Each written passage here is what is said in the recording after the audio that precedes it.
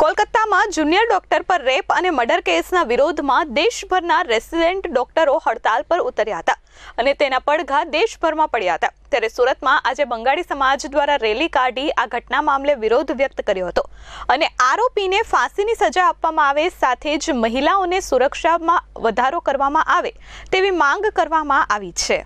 સુરતમાં રહેતા બંગાળી સમાજ દ્વારા આજે એક રેલી કાઢવામાં આવી હતી। કોલકાતા કલ્ચર એસોસિએશન દ્વારા આ રેલી કાઢવામાં આવી હતી। કોલકાતામાં આરજીકર મેડિકલ કોલેજમાં મહિલા ડોક્ટર સાથે રેપ બાદ હત્યાની ઘટનાથી લોકો પ્રભાવિત થયા છે, જેથી આરોપીઓને કડક સજા થાય તેવી માંગ સાથે મૌન રેલી કાઢવામાં આવી હતી। સુરત શહેરના પાલનપુર પાટિયાથી રેલી કાઢવામાં આવી હતી।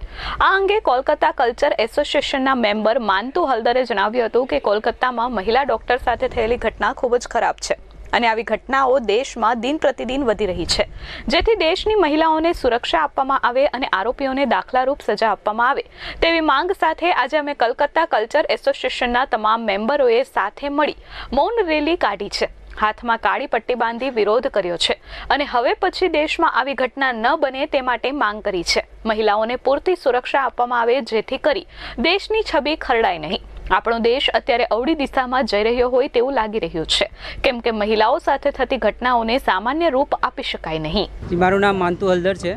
હું કેલકટા કલ્ચરલ એસોસિએશનનો મેમ્બર છું અને અમે આજે બધા કેલકટા કલ્ચરલ એસોસિએશનના બધા અહીંયા ભેગા થયા છે મેમ્બર્સ લોકો। એક આરજીકર હોસ્પિટલમાં જે ઇન્સિડન્ટ થયું છે, જે બહુ ખરાબ એક અમારા જે વચ્ચે બધું ઇન્સિડન્ટ્સ અમે જોઈએ છે, તેના માટે જસ્ટિસ માટે તેનું કંઈ નિવારણ લાવે સરકાર, તેના માટે અમે અહીંયા ભેગા થઈએ છીએ અને એ જલ્દથી જલ્દ અને પ્રોપર પ્રૂફ સાથે કે જે પણ થયું છે તે બીજી કોઈ સાથે, કોઈ વ્યક્તિ સાથે એવું નહીં થાય।